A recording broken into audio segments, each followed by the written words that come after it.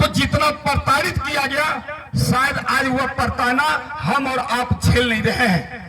मैं देखा हूं बाबा साहब का जो अभी सीरियल जो चल रहा है NTV पे 8:30 बजे से बाबा साहब के धारावाहिक देता है।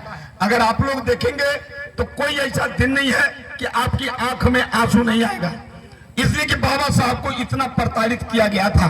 लेकिन धन है बाबा साहब, सारे प्रताड़ना को झेल करके भी पूरी दुनिया में इतना शिक्षा अध्ययन किए कि पूरी दुनिया में 6ठा नंबर का अगर विद्वान कोई बना तो बाबा साहब डॉक्टर भीमराव अंबेडकर साहब ने बने।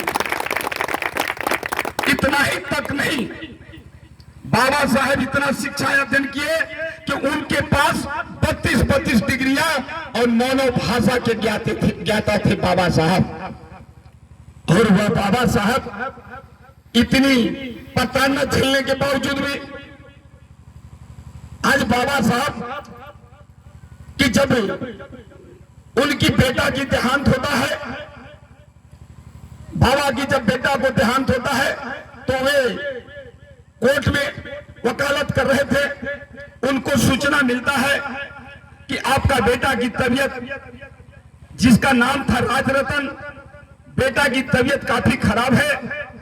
बाबा साहब सुन करके अपने घर में आते हैं और घर में आते हैं तो बेटे को एकदम नारी चल रहा था और सारे लोग कहे कि तुम दुनिया के लिए मर रहे हो, अपने बेटा के लिए सोच नहीं रहे हो, तुम अपने बेटा को इलाज कराओ।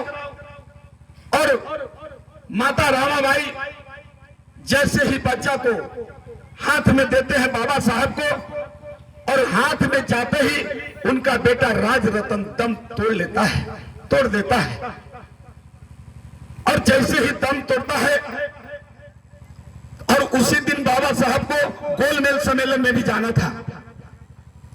बेटा यहां डेथ कर गया, अब बेटा को दाह संस्कार होना चाहिए। सारे लोग कह रहे हैं कि भाई अपने बेटा की दाह संस्कार कर दो। आप जानते हैं कि हिंदू रीति रिवाज में जब कोई मरता है तो नए कपड़ा दे करके दफनाया जाता है या चलाया जाता है। लेकिन बाबा साहब को कहा जाता है कि इस बच्चा के लिए नए कपड़ा कुछ ले लाओ खरीद करके। जब बाबा साहब अपनी कोट में हाथ डालते हैं तो उनके पास फूटी कौड़ी 1 रुपया भी नहीं निकलता है। तो कहते हैं कि मेरे पास पैसा तो नहीं है,